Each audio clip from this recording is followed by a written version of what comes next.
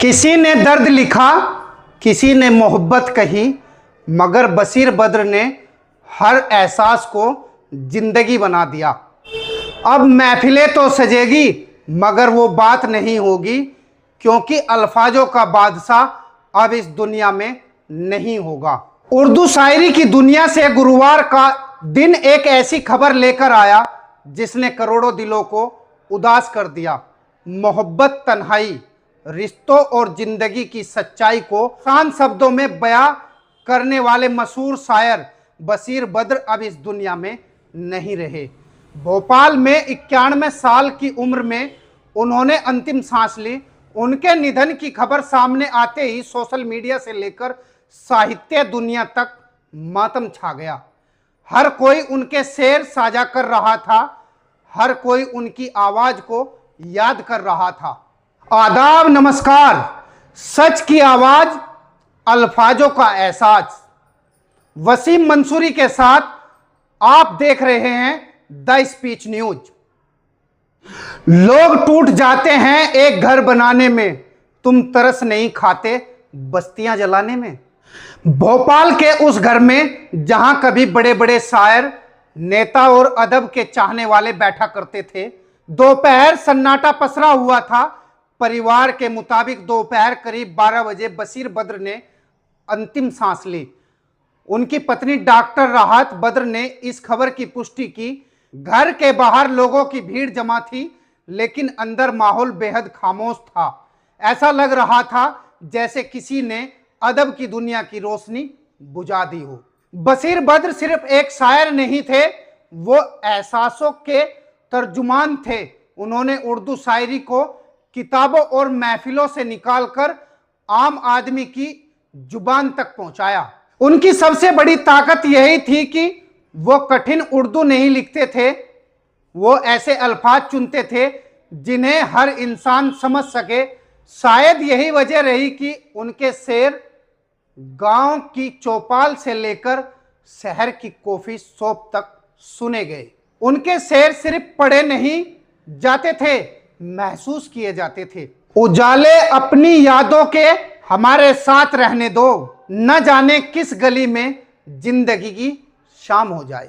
आज यही शेर लोगों की आंखों को नम कर रहा है। यह शेर उन लोगों के बाहर लगी एक तख्ती पर भी लिखा हुआ है, मानो खुद बशीर बद्र अपनी जिंदगी का आखिरी सच पहले ही लिख गए हो। लेकिन जिंदगी का सबसे दर्दनाक मोड़ तब आया जब वही शायर जिसने पूरी दुनिया को अपने शेर याद करा दिए, खुद याददाश्त खोने लगा। पिछले कई सालों से वो डिमेलेशिया जैसी बीमारी से जूझ रहे थे। धीरे धीरे उनकी यादें धूमिल पड़ने लगी, वो लोगों को पहचानना भूलने लगे। उनके बेटे तैयब बद्र बताते हैं कि बीमारी बढ़ने के बाद बशीर साहब ने शायरों में जाना बंद कर दिया था। उन्होंने कहा था, मैं चाहता हूं कि लोग मुझे उसी अंदाज में याद रखें जहां मेरे हर लफ्ज पर मेरी पकड़ मजबूत थी। यही बात उन्हें खास बनाती थी। वो सिर्फ शायर नहीं, मंच के जादूगर भी थे। जब वो मुशायरे में पहुंचते थे तो पूरा माहौल बदल जाता था। लोग घंटों उनका इंतजार करते थे। उनके शेर खत्म होते ही तालियों की गूंज देर तक सुनाई देती थी। उनके दोस्त बताते हैं कि बशीर बद्र का अंदाज बाकी शायरों से बिल्कुल अलग था। उस दौर में जब शायर शेरवानी और टोपी पहनकर मंच पर पहुंचते थे, तब बशीर बद्र सूट, जैकेट और टाई पहनकर आते थे। कि पर्सनैलिटी में आधुनिकता थी, लेकिन दिल पूरी तरह अदब से जुड़ा हुआ था। उनकी जिंदगी सिर्फ शायरी तक सीमित नहीं थी, वो एक शिक्षक भी रहे। 1974 में उन्होंने मेरठ कॉलेज उर्दू विभाग में बतौर लेक्चर काम शुरू किया। वहां उन्होंने नई पीढ़ियों को उर्दू अदब की खूबसूरती सिखाई। उनका जन्म 1935 में हुआ था। दस्तावेजों में जन्म स्थान कानपुर दर्ज है, लेकिन परिवार के मुताबिक उनका असली गांव उत्तर प्रदेश के अंबेडकर जिले का बुकिया गांव था। बचपन से ही उन्हें किताबों और शायरी का शौक था। आगे चलकर उन्होंने अलीगढ़ मुस्लिम यूनिवर्सिटी से पढ़ाई की और वहीं से उर्दू साहित्य में अपनी अलग पहचान बनाई। कहा जाता है कि जब वो अलीगढ़ में पढ़ाई कर रहे थे तब उन्हें पता चला कि कॉलेज के सिलेबस में उनकी अपनी लिखी गजलें पढ़ाई जा रही है।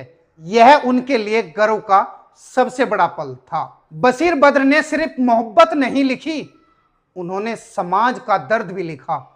उनके कई शेर राजनीतिक मंचों पर भी गूंजे। लोग टूट जाते हैं एक घर बनाने में, तुम तरस नहीं खाते बस्तियां जलाने में। यह शेर आज भी इंसानियत को आईना दिखाता है। इनकी लोकप्रियता सिर्फ भारत तक सीमित नहीं रही, दुनिया भर के मुशायरों में उन्हें बुलाया जाता था। पाकिस्तान से लेकर अमेरिका तक लोग उनके शेर सुनने आते थे। 1980 में न्यूयॉर्क में उन्हें पोएट ऑफ द ईयर का सम्मान मिला। उन्हें पद्मश्री साहित्य अकादमी पुरस्कार और कई बड़े सम्मान मिले, लेकिन जो सबसे बड़ा सम्मान उन्हें मिला वो था लोगों का प्यार। आम आदमी ने उनके शेरों को अपनी जिंदगी का हिस्सा बना लिया। उनकी गजलों को भारत और पाकिस्तान के मशहूर गायकों ने आवाज दी। उनकी किताबें आज भी उर्दू साहित्य की सबसे महत्वपूर्ण किताबों में गिनी जाती है। उनके करीबी दोस्त और मशहूर शायर वसीम बरेलवी कहते हैं, अगर वो स्वस्थ रहते तो दुनिया को उनसे और बहुत कुछ मिलता। भोपाल में जब शाम के वक्त उनका अंतिम संस्कार हुआ तब वहां मौजूद हर आंख नम थी। लोग उनके बारे में बातें कर रहे थे, लेकिन सबसे ज्यादा उनके शेर दोहरा रहे थे। किसी ने धीरे से कहा, वो अफसाना जिसे अंजाम तक लाना ना हो मुमकिन, उसे एक खूबसूरत मोड़ देकर छोड़ना अच्छा। शायद बशीर बद्र ने भी जिंदगी को एक खूबसूरत मोड़ देकर अलविदा कह दिया।